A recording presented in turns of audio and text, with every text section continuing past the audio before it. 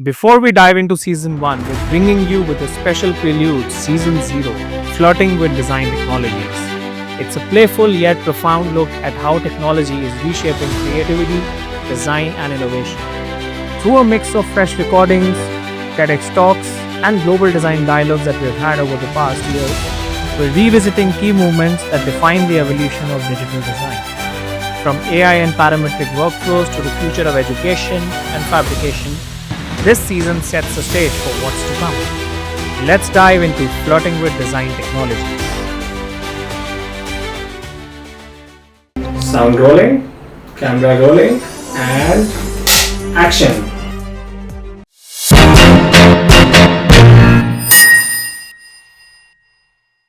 I totally believe that everybody has their own journey of masters as well, because the first question that a lot of students ask me as well is whether should I go out of India to do a masters or whether I want to do a masters in India. No, I certainly don't think, and I hope that doesn't happen. Honestly, AI is definitely replacing a lot of jobs, I would say, and that is the time when I realized that I want to do this in India. And the whole thought process was that there is no market for computational design in India. The biggest takeaway of working closely with colleges is that realizing their pace and what do you need to fuse into their curriculum to make them change at a faster rate. So that's pretty much what we're trying to do. Hello, guys. Welcome back to Breaking Complexity podcast, season 0, episode 4. Here we are to discuss about smart education. Are we teaching machines or are we teaching minds? To throw some more light upon the topic, we have with us Mr. Sushant Verma. He has been a pioneer in parametric design and a great role model for students like us.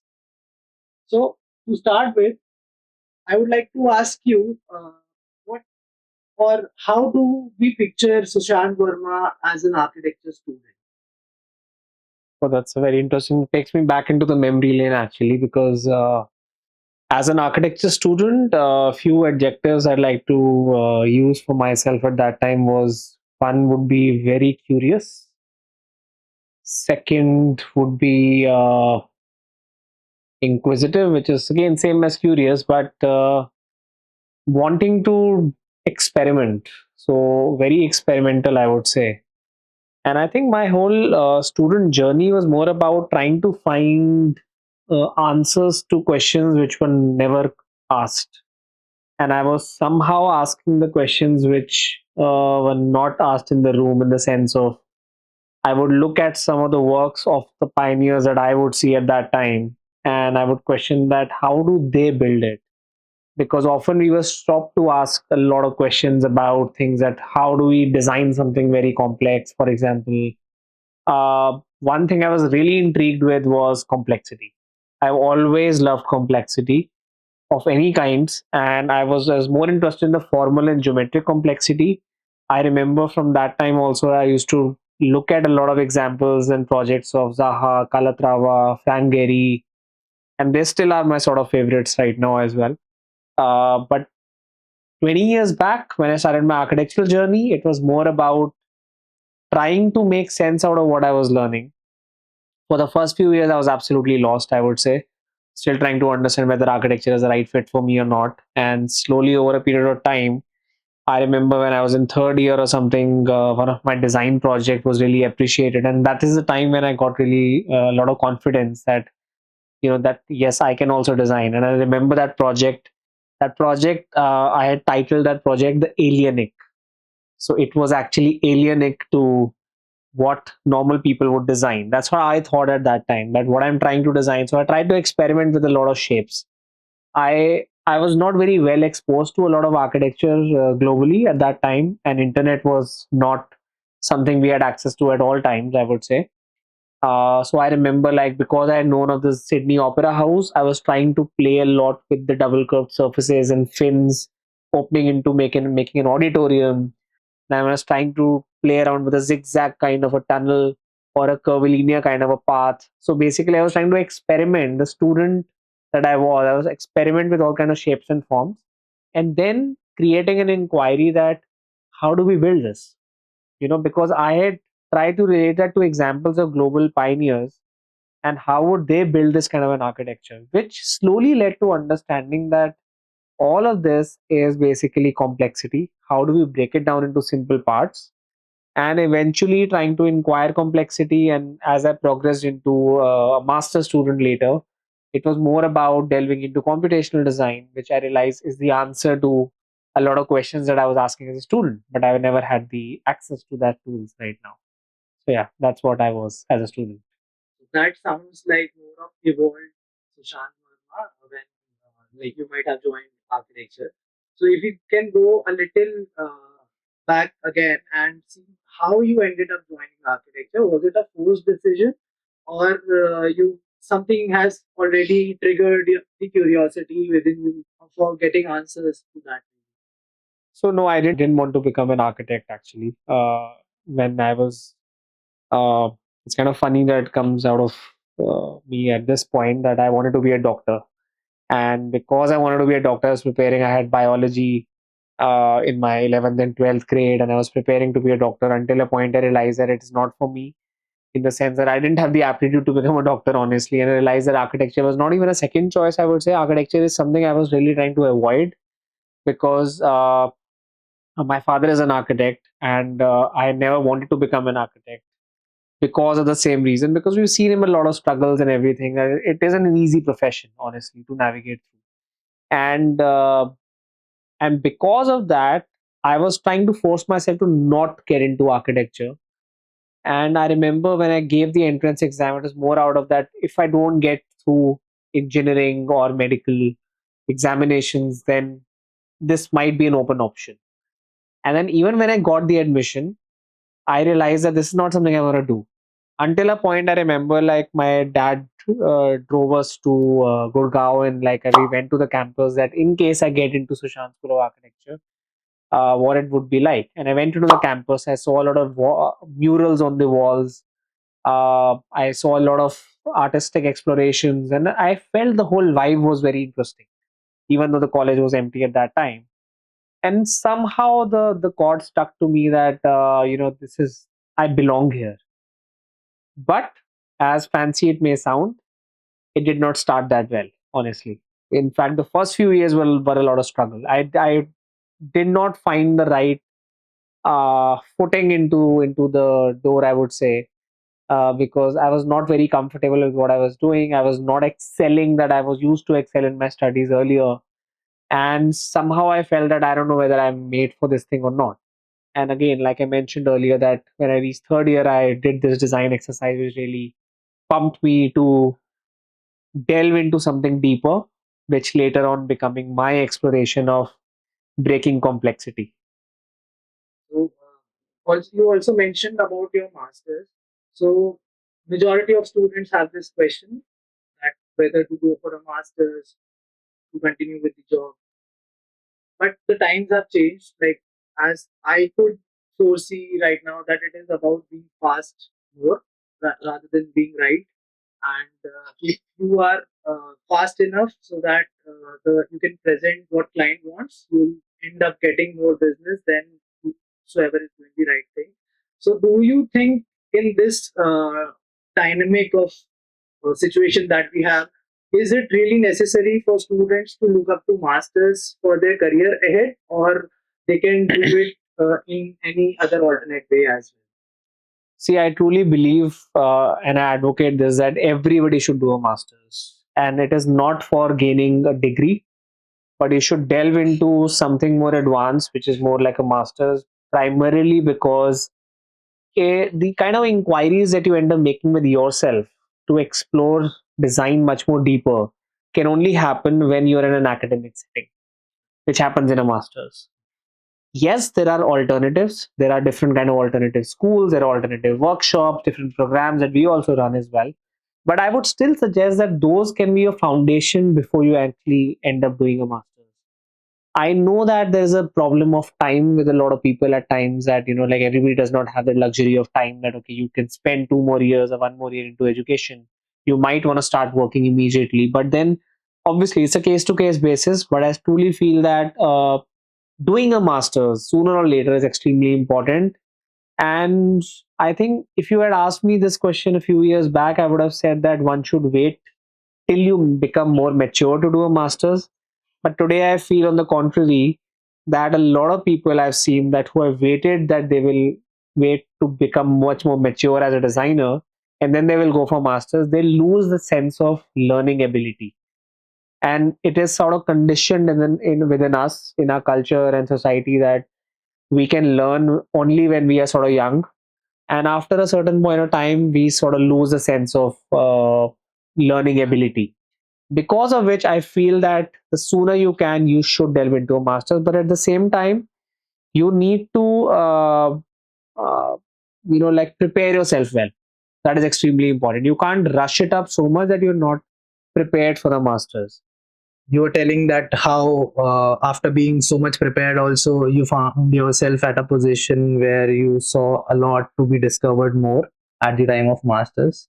Yeah. So, So I myself realized that, like even though I thought that I'm so well prepared, there was still a lot of things which were lagging, and there were a lot of things that was sort of lacking in my preparation, I would say.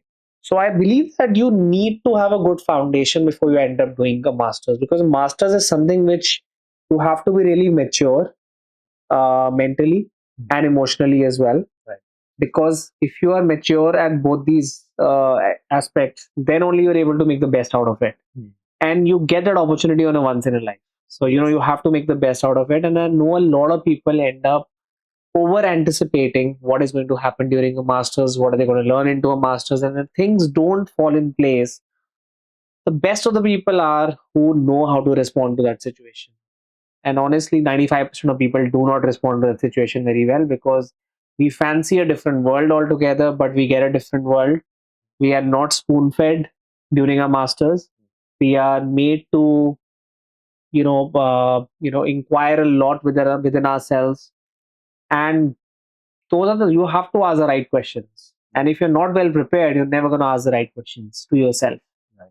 And if you don't ask the right questions, then you're not getting the answers to it. And maybe it's going to be too late after that. So, the long story short, you have to do a master's, I truly believe. And if you can dig in a little early into it, it's always better. That's what I totally believe. one more thing, like before we move on to other questions, I have seen a trend where people are jumping abroad for your masters. You also have done that, but when you would be going for that option, I guess there will be certain different reasons for that. But currently, people have found it as a trend that go outside, do your masters, get a job there, get settled. So, is that a myth, or is it a reality that jobs are better outside, or Indian education is failing in that terms that people are running outside for getting a good master's? So, what would be your take upon that? See, I totally believe that everybody has their own journey of masters as well. Because the first question that a lot of students ask me as well is whether should I go out of India to do a master's, or whether I want to do a master's in India. So I think the decision has to be not as straightforward about this, because one has to understand the logistics around it. One, if you want to go to college A versus college B, it is not about where it is located. First you have to understand that is that college offering the right program which you are interested in. For example, if there's a program on sustainability or sustainable architecture, somebody wants to develop an expertise in that direction, then you have to identify which are the good colleges who are teaching that. If you want to explore a master's in parametric or computational design related subjects and fields, so any kind of advanced architectural design, you have to understand which are the best universities and colleges providing that program. The next set of question that should come is, where is it located? Is the city good enough for me? Whether I want to move to that city or not, whether I want to be in my comfort zone of being located in my hometown, for example, versus going outside of my hometown into another city, or whether going to another country altogether. Because all of these decisions have nothing to do with the program now. Yes. This decision has everything to do with where I want to move. And then opens up the whole problems of logistics about the finances, the money, how do you manage yourself? Have you ever lived by yourself? Are you independent enough to live by yourself? That you will be able to take care of yourself emotionally, mentally, and then being able to focus on your program as well. So a lot of people get stuck and jumbled up into these decision making. Right. And then the next thing that should come is that why am I doing this masters? If you can't answer that to yourself, then you should wait. If you don't have the answer, why do you want to do this particular masters from this particular university? So that's the third step that we're talking about. Right. So answer everything in tiers: tier 1, tier 2, tier 3. If you've got the answers to tier 1 and tier 2, then ask yourself the third tier question. If you have the answer to that, then go for it. Right. If not, wait it out. Try to seek that answer. So I think this is the 3-step process that I would typically follow. When you were in your masters or you were going through your bachelor's program, what were your aspirations as an architect? Were you inclined towards doing a job, or you were trying to put up a startup kind of a situation? So what were your aspirations at that particular time, not as of now how you have achieved all the things, but when you were back in your school, architecture school, then how were your aspirations? Right. So I think when I was in my undergrad studies, I had a different way of looking at things. That honestly, it was the thought never crossed me that whether I want to set up my own practice or I want to work somewhere. I think the biggest mission for me was to decode that complexity. Honestly, as much as cliche it might sound now, because we are doing breaking complexity Right. podcast as Right. well. The whole idea was that how do we break down this complexity into simple parts so I can understand, and hopefully I can contribute to building this kind of an architecture. Another thing that I always learned a little early is that it has to be a collaborative process. It is not something which you can do single-handedly. And I'm talking about a time where the one man show was a very popular show, in the sense of uh, XYZ architects, ABC and Associates. Right. That's how the architectural practices were Yes. termed as well. Right. And as I was sort of growing a little older into the profession and the academia as well, I realized that the studio culture was also changing. Then there were studios which had a certain name, which has nothing to do with the principal architect, for example. Right. And that's when you start to notice that the whole collaborative culture has been more accepted now. It is no more a single person and an army around it, him or her, rather. Right? Because all we had known was Zaha, Hadid architects. Yes. Fosters and partners. Right. Then came MVRDV, big architects, Right. which are not to do with the name of the principal architect. And I really admired that kind of a philosophy. But when I was a student, my whole aim was to break down the complexity, honestly, because of which I never thought that what will I end up doing. I was always focusing on the next steps, which I don't know if everybody has that kind of a clarity, but at least I have that clarity that I don't want to look at the larger picture. I just want to focus on the next steps. And slowly, the next steps for me was doing a good dissertation. After a while, the next step was me to do a kick-ass thesis, to make sure I do something which I have never done before or nobody else has probably tried. So that became the aim. And then after that, my aim was like, what next? I want to work in a good organization, which I totally believe in, which I ended up doing as well for a while. And then I realized that I want to go for masters. Right. At that time, I think everybody was telling me that you should wait it out. Similar advice I would give to someone now. Right. Everybody was saying you need to mature a little, wait it out. And then I thought that if I figured out the 3-step process. I knew the step 1, what kind of masters I want to do. So which all universities are on my target list. Right. Second step, which city I want to go to. So accordingly, I had like demarcated a few cities which I was more comfortable of going to. So I sort of made a decision around that. Third thing was the logistics. Do you have the logistics figured out in terms of the finances and everything? I had to take a huge education loan, unfortunately, and it took a while to actually, neutralize that. Right. But it was not that straightforward or simple. I had to take a leap of faith, and things did not turn out that well also. And there were a lot of stories in between, obviously, how things did not work well. Things started to go okay. And it took a while, it took a lot of effort. But one thing was constant, that I was always striving for the next step. I was not looking at what's going to happen later. So even when I was working at a robotics company in London, I was very happy doing that job. When I was working at Zaha, I was very happy being a part of such a nice organization. When I moved to LA after that, I was very happy to get the residency to move to LA. When I came back to India, I was very happy to do that for India, in India. And I think my journey has still been unchanged. I am just looking at the next steps, honestly. uh, Rightly said that how everyone should not be looking only at the goal, but at the smaller task that will ultimately help you achieve that goal.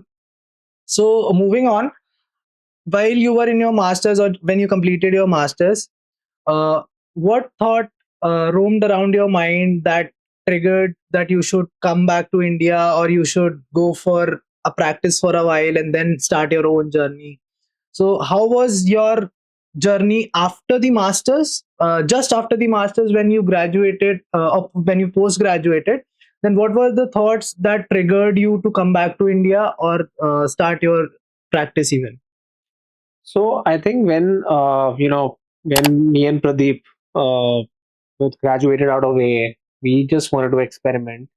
We had already started the organization Rat Lab, and at that time it was something which was an experimental ground for us. We started to collaborate with a few people who we could sort of network and meet. One from London, one from Greece. I think there were a few more people who joined the journey along the way as well. Where we started to do a lot of small competitions just to test our methodologies and working abilities and the way to how we can collaborate with only a single mission, that how do we bring in research and technology together into architecture, which is how RatLab had started. So research and architecture and technology was sort of became our USP at that time for the small group that we had started. And the whole idea was that we were very interested to explore that collaboratively. And then we realized, okay, there were opportunities of working at a robotics company, and me and Pradeep both sort of took that opportunity forward and became a part of it. And it was a realization to understand that technology is not just what we see technology as. It is much beyond that, and there was so much more to it. And we were working with robotic arms of large scale robots and making facades and facade prototypes, and we did a lot of workshops, etc., as well over there. I think that was a very fascinating phase and a learning curve for us. At that time, we were not focusing gain on what we want to do later. Right. And then when I was sort of applying to different universities, my visa was about to run out and I had to get a permanent job. And then Zaha Hadid happened for me. So I was really fortunate that I was at the right place at the right time too. So that my application went into the right place. Patrick directly interviewed me and sort of took an instant decision to get me on board while my visa was sort of about to get finished. And that is the time I was just looking forward to Zaha. Like, okay, how exciting the journey would be. And during that time, my residency, which we had applied for, also got finalized. So I knew that after a while, I will be moving to LA if I take that opportunity, which also meant that I will have to leave the job, the security of the job that I had at that time, working with the best of the people around me. And it was all again a leap of faith and trying to take a fall and jumping off the cliff, thinking that you might learn to fly. Either you will fall or you will learn to fly on the way. So that is pretty much what my strategy was at that time. So there were a lot of risks. So big risks will lead to big rewards. That's something I've always believed in. But obviously, you have to be a little rational before taking a risk. You can't be taking risk irrationally and illogically. You have to understand the pros and cons, which is what I did as well at that time. But I never thought that we'll come back to India and like start a practice over here. That was not in the thought process at that time. Because when LA happened, when I moved to LA, it was more about setting up the studio over there. And whatever projects we were doing as a part of the residency, it was a Max Schindler residency that we had been awarded. Our whole aim was to set up RatLab Studio at that time. Even when the thought was there in the mind that this is going to be temporary, but we were just looking at the next step. How exciting we can make our project, which we were doing an adaptive skins facade project at that time. We were doing a few other experimentation with computation. At the same time, we had already started to collaborate with a lot of people who were sitting in India and trying to grow and build a team around it, trying to understand how a cloud-based network can possibly operate. And there was a time when I had to sort of move back to India because my visa, US visa, was sort of going to expire soon. Uh, and that is the time when I realized that I want to do this in India. And the whole thought process was that there is no market for computational design in India. And while everybody would say that, how can you enter into a market where the market does not exist? And my thought was that that is exactly the best way to enter a market, because the market does not exist and you're going to create one. And that's when everything started. How do you create one? That's when the education bit started. How do you bring in computation into quick projects? That's how art installation started. How do you bring in computation into large scale projects? That's where collaboration started. So everything started to take its own path in its way, and that's how the tree grew its branches. And yeah, that's where we are right So, now. what I could summarize from the initiation of RATLab was that uh, its customer acquisition surrounds the student, uh, in maybe in terms of competition, in terms of workshop or collaborative efforts, as you have mentioned. So I remember one of the anecdote. I was in my second year. I guess I had hinted you about this also, that I was in my second year and I was doing annual NASA design competition, and I was not too good at design because I was thinking of changing my architecture college in the entire first year. And when second year came, I realized that okay, it is not going to happen. You have to find your way here only. So one of my seniors was doing a workshop with RATLab, maybe of a pavilion design, I guess. So there was a mushroom shaped pavilion, and you had 7 days to make that. So when she came back, she told us that okay, I want to work on this design, and she replicated what all commands she has learned from here, and we ended up winning the second national award for that competition. So which brings me to my next question: when do you realize that education is the domain to capitalize upon? So I don't know whether capitalization would be the right word, the term for this, but honestly, it was more about uh, trying to make a change. And when you have to make a change in the larger sense of things, you have to do it ground up. So the top down approach is basically you try to change things when you're working on the top tier projects, which again is not that straightforward or simple. So it takes a lot of time to actually acquire the right kind of projects and the clients, to be able to be a part of that project. Collaborations do happen, but then you are usually at the backseat of the collaboration. Is sort of the technology arm to fuel a lot of other people's, concepts and desires, I would say. So that is a slow process. So let's say you give it a 10-year, 20-year window to bring about a change. And how many projects you'll be able to do that to make that change? So let's say you take a 20-year window, you'll have four impactful projects, right? So every project is going to take, let's say, 5 years. So four impactful projects in 20 years versus the ground up, which is the bottom up approach, where you are actually bringing about a change in X number of people, let's say 1,000 people, and you're able to educate them about the tools that you're using. 1,000 people, out of those 1,000, let's say even if 100 go forward, which is 10%, which is a bare minimum, I would say, 10% take it forward into their own journeys and profession. They are able to feed the industry. Then it is not 100 people changing the industry, it's 101. 100 plus me. So let's say 101 changing the industry, which is better than one. So this is where we feel the power of bringing about a change. So it is more about not the capitalization of the education bit, I would say, but more about bringing about a positive change slowly and have with showing a lot of patience. So obviously, it is not something that is straightforward or as easy as it may sound. But yes, you would start to bring about a change with a lot of designers who just have to train about computational design or whatever technologies that we're using. And we also start to change professionally with the kind of projects that we are doing. But then if you take a 20-year window, you are able to train, let's say, thousands of designers who can take their 20 years respectively and bring about a change at large, which is exactly what we're trying to aim. And we don't want to be at the, you know, forefront of it that, okay, we brought about this change. Honestly, it's going to help everyone. But all we care about is innovation and growth. So that's pretty much what we're chasing.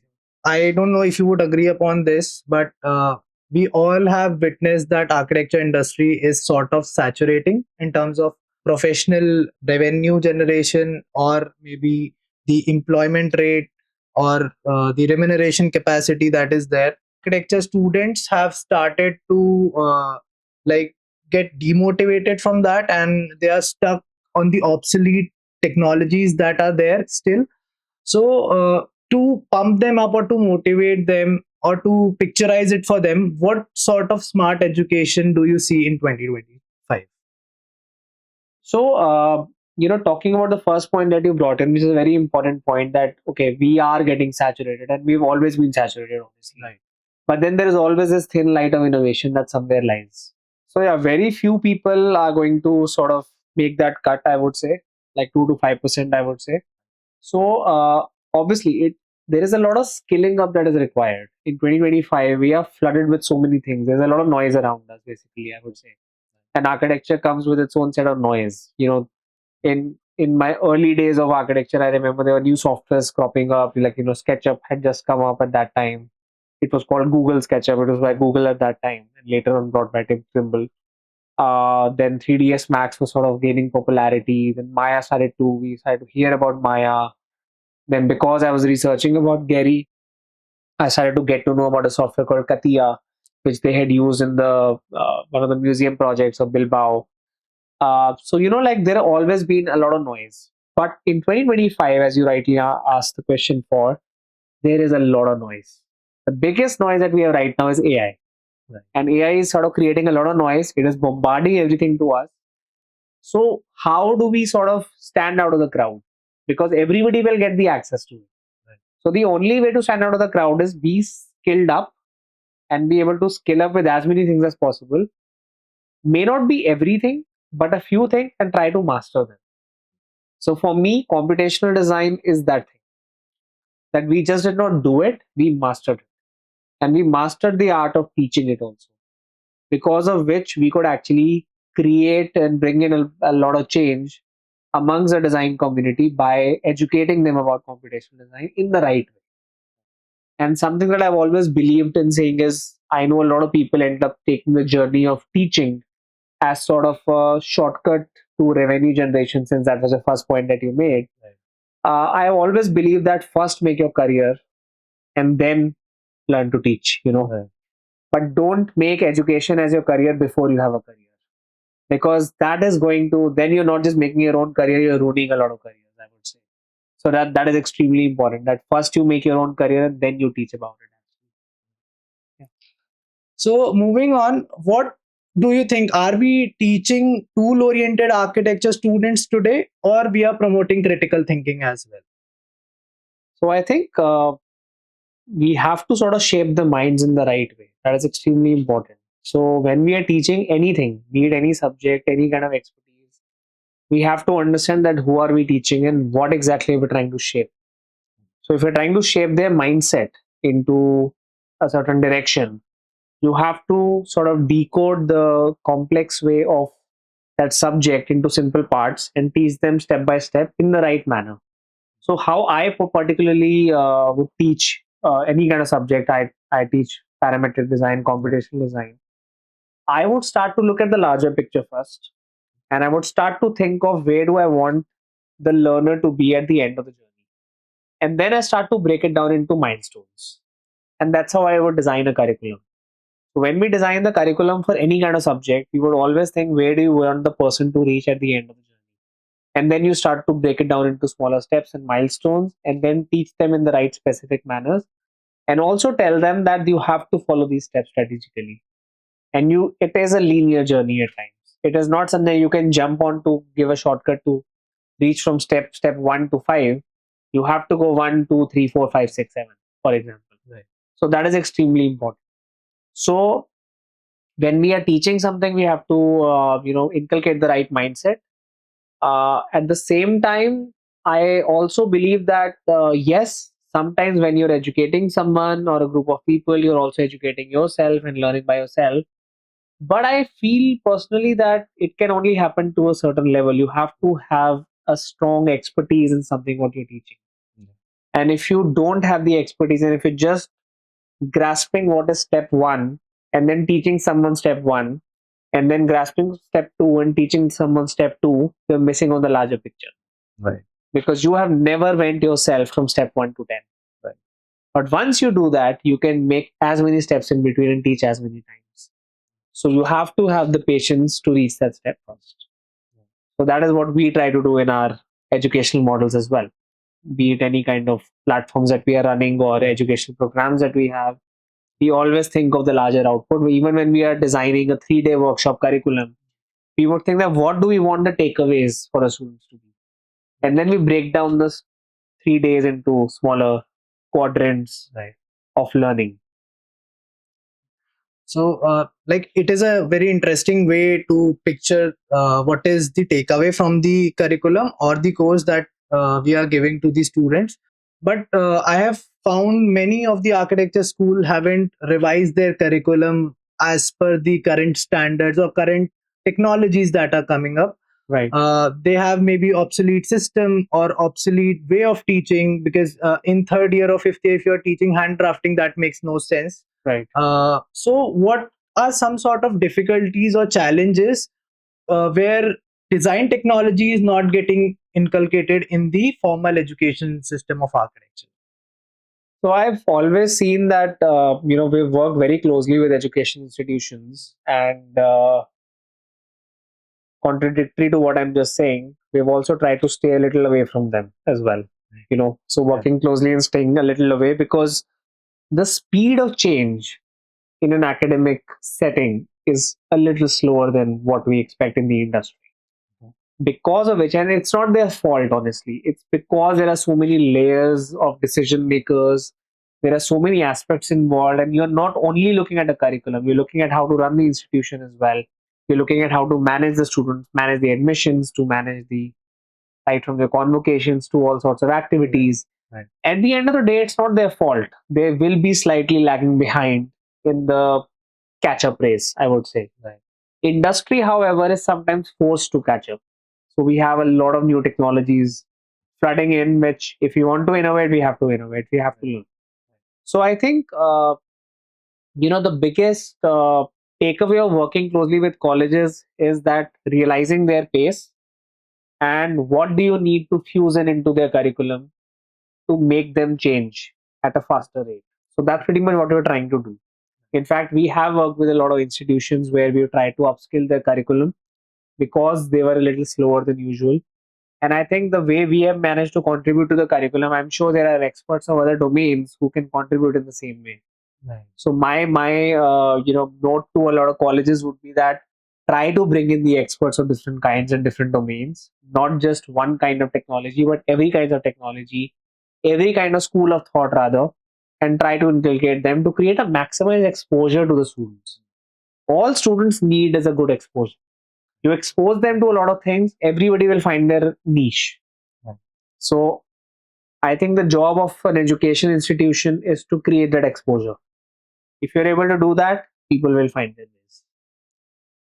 So it is a very the conflicting aspect that you have worked with the colleges and now you have realized certain things, but as you rightly said, it should be a collaborative effort by industry expert and the traditional teachers that are there. Maybe they can be at the fundamental level or foundation level of architecture, and then the industry experts come in and take up the expertise as the students want. Right. One of the things that I've seen, students get emotional with their design thing, and because of reaching that emotional satisfaction, sometimes they do not try to upskill themselves or try to experiment with what all new technologies are there. Right. So what can be one thing where students do not fudge about the problem that they are given and also experiment with the technologies that are there in the market? So I think one has to be open-minded of a lot of tools and technologies that are around us and how you want to use them in your design process, because it's just going to help you. So one has to realize that. So I think this is where it comes to the mindset change that has to happen. So I think the change will happen in this regard only when you are able to bring the mindset change of the student, that you are not using technology just to scale up your project in a different way or pump it up in a different visuals or whatever. But it is more about how it will help you to question your design process a little more, and the inquiries that you're making are much more mature. And if you're able to do that, you are likely to use them a little more and be able to, you start to upskill yourself, you start to realize what you're good at, you start to realize what you're not very good at, what you're comfortable with, and eventually every designer finds their own comfort zone. So it is your choice at the end of the day whether you want to stick with 10 different kind of hands to work around your design problem, or you want two hands. Currently we have the availability of 100 hands. Right. So whether you want to have your 10 operational hands or 100 or 1 or 5, it's really up to you.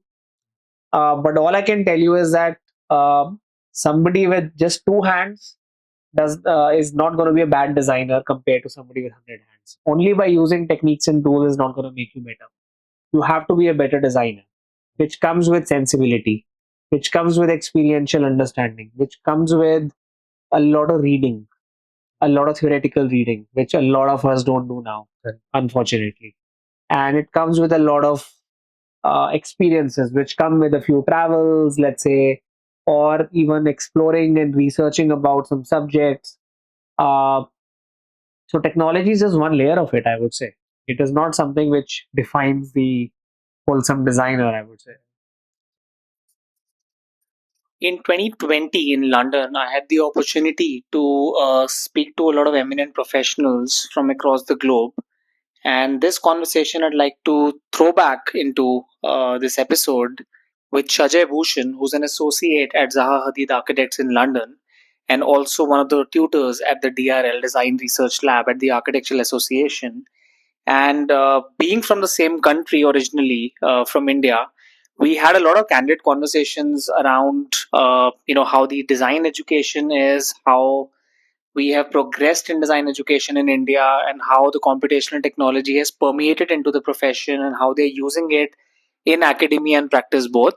So let's take a deep dive into that conversation, a few excerpts from that dialogue that I had, and hopefully that's going to be adding a lot of value to this episode. Stressing on the plaguing technological handicap in India, Sanjay Bhusan starts by explaining that technology needs to go hand in hand with a conceptual framework to situate the role of technology in design. He suggests that there is a dire need for a global endeavor that is beyond national borders, describing the benefits of being in such a developing field. He adds to our definition throughout the book and defines design technology as the common ground between multiple disciplines, which calls for a multidisciplinary collaboration for this to work. He further stresses that there is only one way to work through such an intense process, to build upon the work of others. Discourse is more of a scientific rationalism and not like a tech fetish. It is not a stylistic preference, it is a belief that architecture is to be conceived rationally. We, as architects, might have various sources of inspiration, but as a profession and discipline, we need to build a rational discourse and rational frameworks. Technology, hence, plays a role as a connector of this framework. As explained in Technology is Not for India, Shajay agrees that India thinks that this is not for us, which acts as a key defined parameter. Having said this, he elaborates by adding that he doesn't mean to say that there are no stylistic aspects. He clarifies that there is no mode of styling. Every practitioner has their own aesthetic version on this, working with parameters, ecological parameters, structural parameters, etc. According to him, the stylistic thread is often the idea of thinking of social and physical parameters of design in parametric terms. So if you think about it that way, it is a style. That doesn't mean there cannot be an Indian version that shows regional variations. When we are talking about the workflows, I have seen students reaching out to coaching institutions or standby support for learning technologies. So, what is the difference between short term courses or the role of short term courses versus tech enabled degrees that are there around the world to pursue? So I think everything has its own role to play. A lot of technologies and techniques and tools can be learned with short-term programs. And I think there has to be a sort of community-based learning where people are teaching each other a lot of skills as well.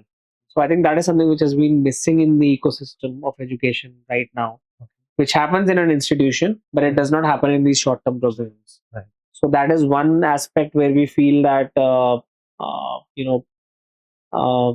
the workshops have are sort of lagging in certain ways.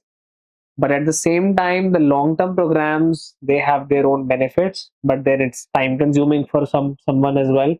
So it's really up to someone how they want to, what their current focus of learning is, and accordingly choose the best fit for themselves. It has to be a mix of both at the end of the day.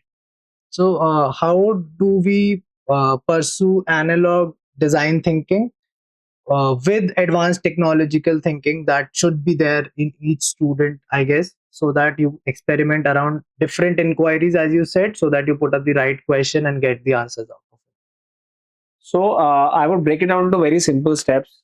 Whatever problem you want to solve, you should be able to solve it in two ways. One without using computer, one with using computer. If you're able to solve in both the ways, then you've mastered it all. If you just learn doing it in one way, you have not cracked it yet. So that's what computational design is in general, I guess. It is not about designing something on different softwares, but Yeah. it is about that thinking, that mathematics, that calculation which comes into picture and gives us the geometry that we want.